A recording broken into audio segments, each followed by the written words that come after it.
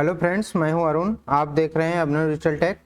आज मैं digital financial tool का सेकेंड वीडियो लेके आया हूं, जिसमें बहुत इंपॉर्टेंट क्वेश्चन है ट्रिपल सी और ओ लेवल के लिए या किसी भी कॉम्पिटिटिव एग्जाम के लिए, जिसमें कंप्यूटर पूछा जाता है या कंप्यूटर से क्वेश्चन पूछे जाते हैं, जैसे कि लेखपाल हो गया या एसएससी हो गया।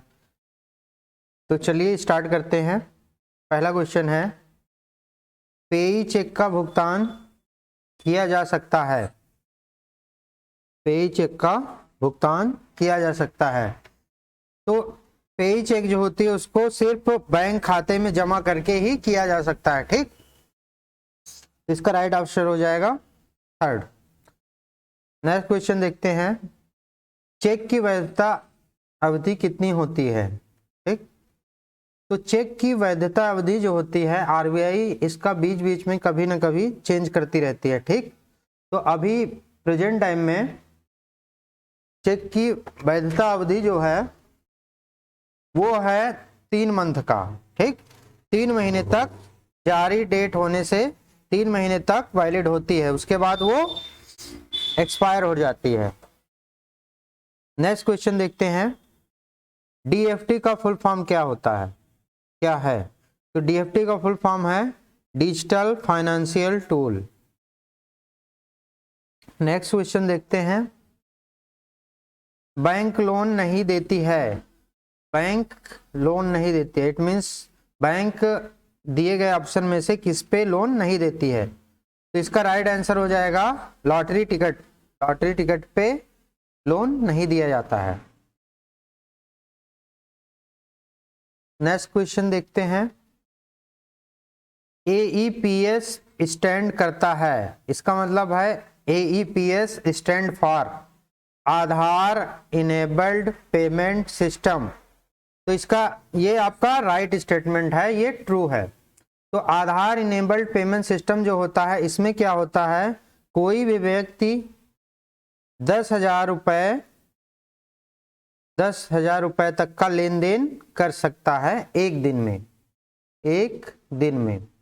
ठीक, तो ये ऐसी स्कीम है जिसमें 10,000 रुपए आप अपने फिंगरप्रिंट्स या आइरिस की सहायता से किसी भी आधार इनेबल्ड पेमेंट सिस्टम द्वारा आप 10,000 रुपए की निकासी आप कर सकते हो मैक्सिमम।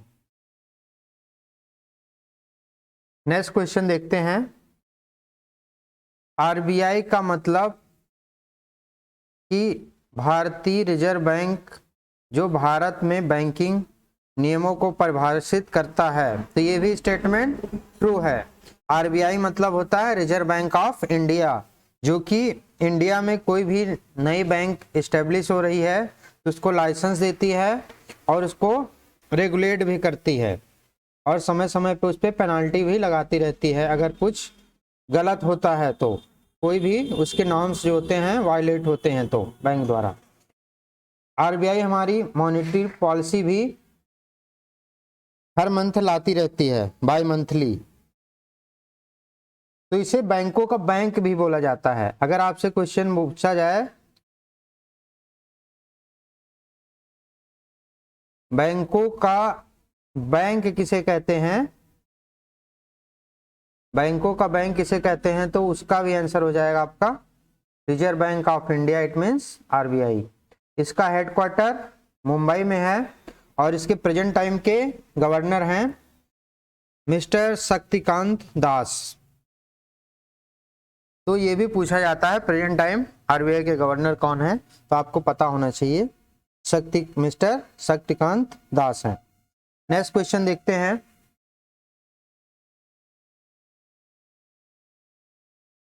आईएफएससी एक 11 डिजिट का कोड होता है जो कि एनईएफटी आरटीजीएस के माध्यम से फंड ट्रांसफर करने के लिए अनिवार्य है। तो एनईएफटी 11 डिजिट का होता है।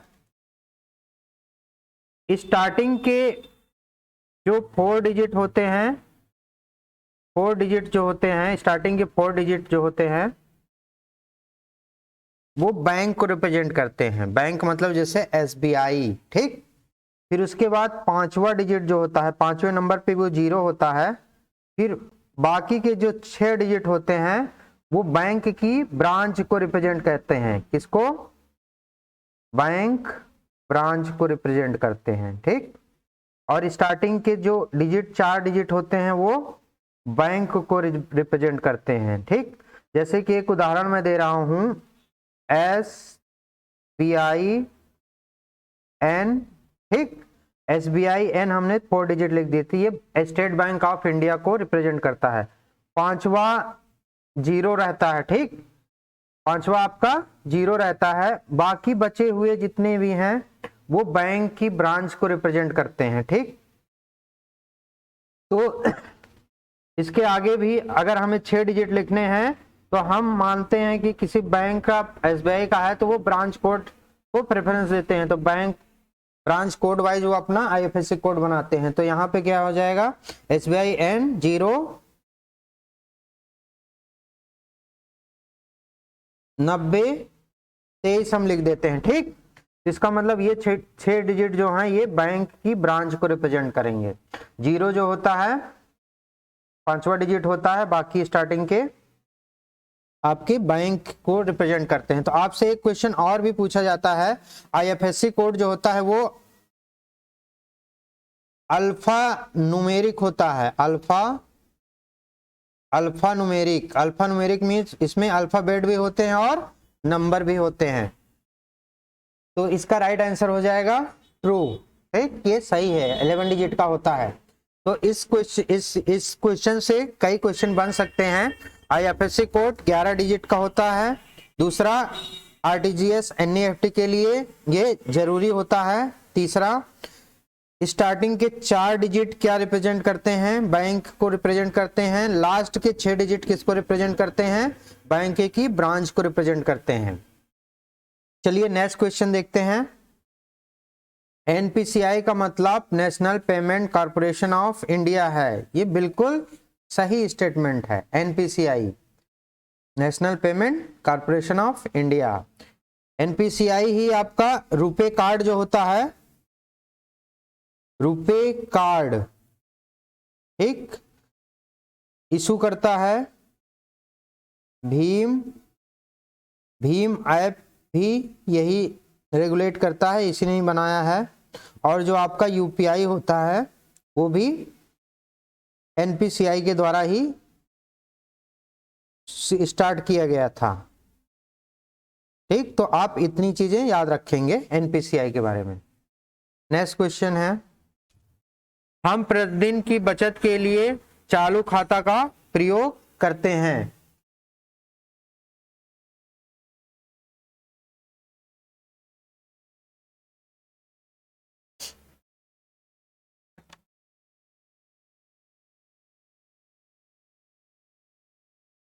तो इसका राइट आंसर हो जाएगा, ये बिल्कुल सही ऑप्शन है आपका। प्रतिदिन हम चालू खाता, इसमें दिया गया है प्रतिदिन की बचत के लिए हम चालू खाते का उपयोग करते हैं, ठीक। तो बचत के लिए हम चालू खाते का इस्तेमाल नहीं करते हैं, हम चालू खाते का डेली के लेन देन के लिए करते हैं, ठीक। तो ये स्टेटमेंट रॉन्ग हो जाएगा। अगर हम डेली की बचत के लिए हम सेविंग अकाउंट का उपयोग करते हैं, ठीक। जो बिजनेसमैन लोग होते हैं वो डेली पैसा निकालसी और जमा करने के लिए चालू खाते का इस्तेमाल करते हैं। तो सेविंग की जहां बात हो रही है, अगर सेविंग की बात हो रही है तो वो सेविंग अकाउंट होगा, अदरवाइज ऑप्शन चेंज हो जाएगा। नेक्स्ट क्वेश्चन देखते हैं, RTGS में T का क्या अर्थ है, RTGS, इसका फुल फॉर्म भी पूछा जाता है आप लोगों से। RTGS का फुल फॉर्म क्या होता है, इसका फुल फॉर्म होता है रियल टाइम, इसका फुल फॉर्म होता है रियल टाइम ग्रॉस सेटलमेंट, ठीक। रियल टाइम ग्रॉस सेटलमेंट होता है। तो यहां पे पूछा गया है टी का मतलब क्या है, तो टी मतलब टाइम, ठीक। टी मतलब टाइम, तो आपका राइट आंसर हो जाएगा ऑप्शन 1। आरटीजीएस में T stand for time. Next question देखते हैं। बैंक द्वारा ऋण उपलब्ध कराया जाता है। गृह लोन, होम लोन जिसको बोलते हैं, शिक्षा लोन, वाहन लोन, और तो इसका राइट आंसर हो जाएगा आपका इनमें से सभी में सभी के लिए बैंक लोन देती है, वाहन के लिए भी, शिक्षा के लिए भी, और घर बनाने के लिए भी। नेक्स्ट क्वेश्चन देखते हैं।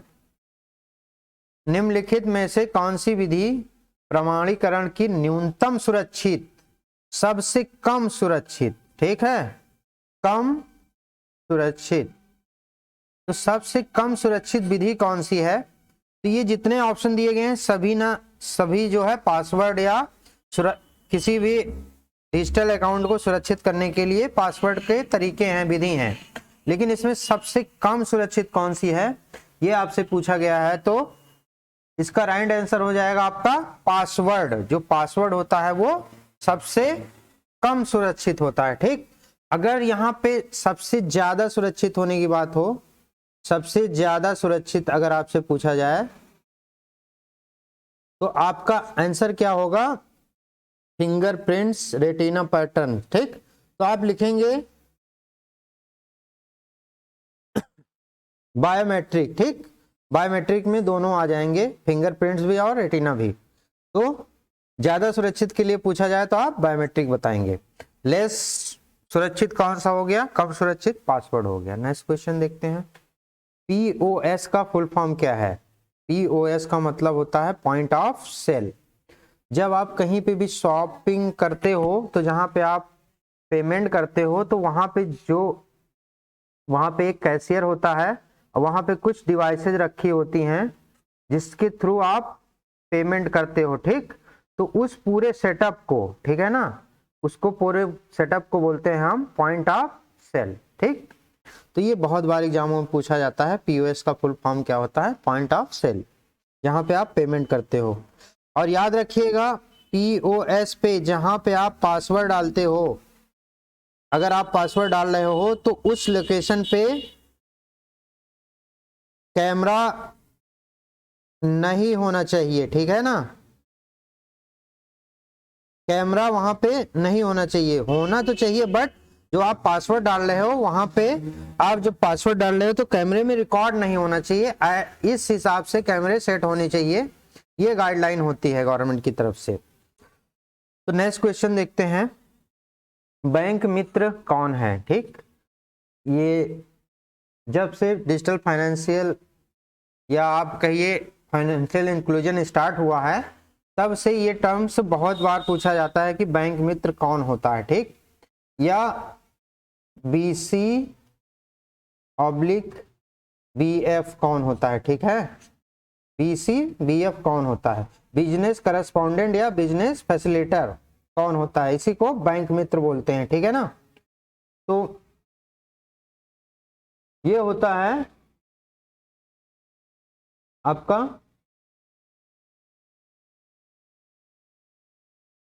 बैंकों द्वारा अनुबंधित संवाददाता बोल सकते हो आप, कि बैंक द्वारा अनुबंधित या कोई भी ऐसा पर्सन जो काम करना चाहता है, बैंक में लेन देन करना चाहता है, तो वो बैंकिंग का एक एग्जाम होता है बीसीबीएफ का, वो क्वालिफाई कर ले और उसकी रिपुटेशन जो है समाज में अच्छी होनी चाहिए, वो कोई क्रिमिनल काम ना किया हो, तो वो बैंक मित्र बन सकता है और बैंकिंग सर्विसेज प्रोवाइड करा सकता है गांवों में या शहरों में।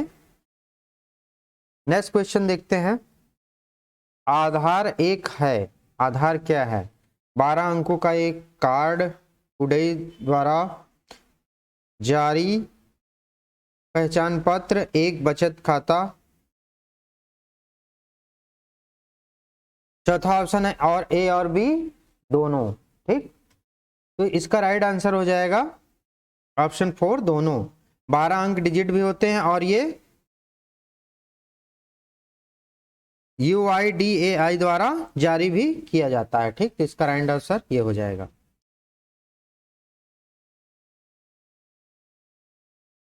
कभी कभी आपका UIDAI का फुल फॉर्म भी पूछा जाता है, तो इसका फुल फॉर्म होता है यूनिक आइडेंटिटी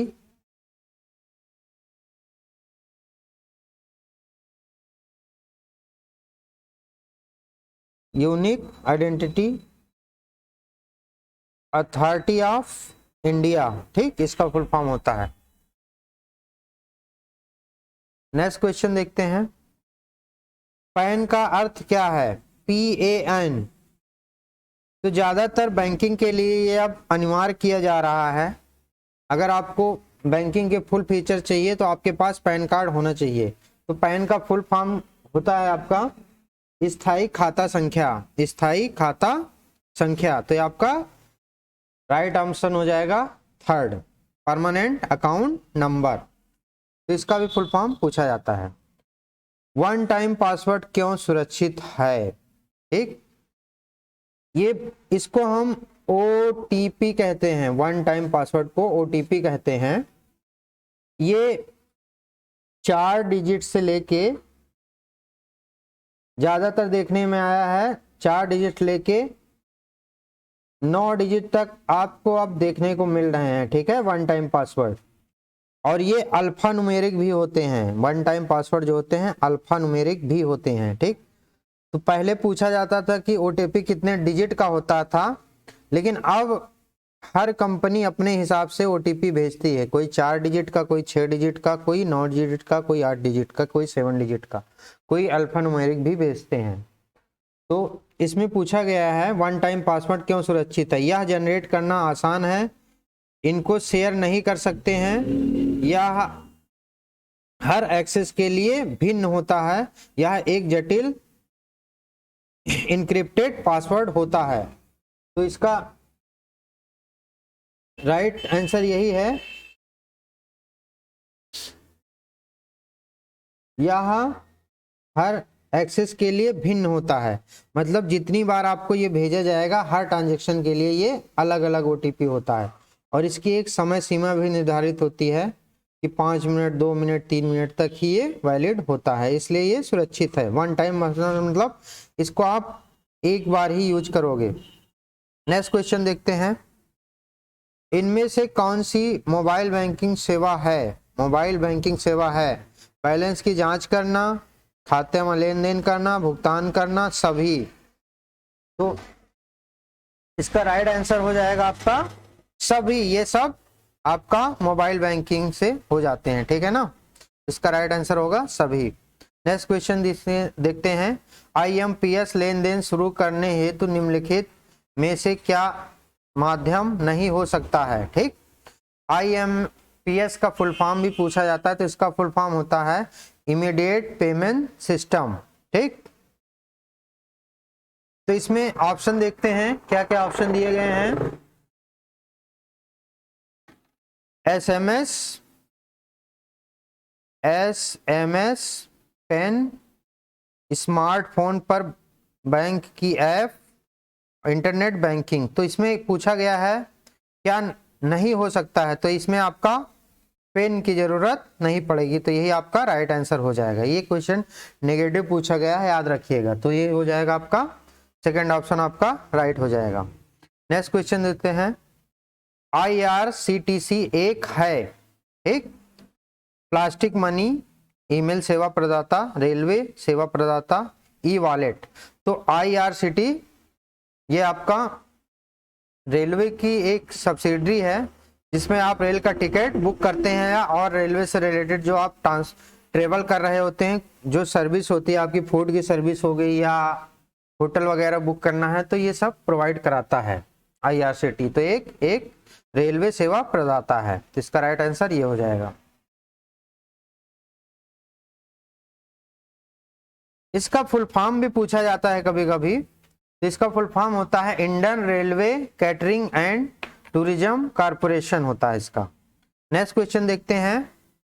निम्न में से कौन सा कार्य इंटरनेट बैंकिंग के माध्यम से नहीं किया जा सकता है? ठीक, देखिए जो भी आपके ये नेगेटिव क्वेश्चन पूछे जाते हैं, नहीं किया जा सकता है, इन क्वेश्चनों के जवाब देने के लिए आपको सारे ऑप्शन पढ़ने की जरूरत होती है।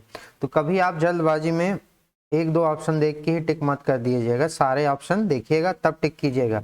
विशेषकर कैन नॉट भी अगर आ जाए या नॉट आ जाए इसका विशेष ध्यान दीजिएगा।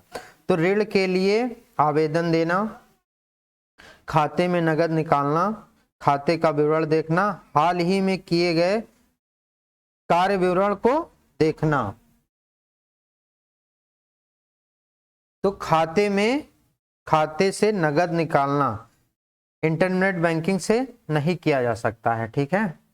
इसकी अगर आपको अगर नगद पैसा चाहिए तो आपको कहीं आधार इनेबल पेमेंट सिस्टम यहां जाना पड़ेगा, या आपको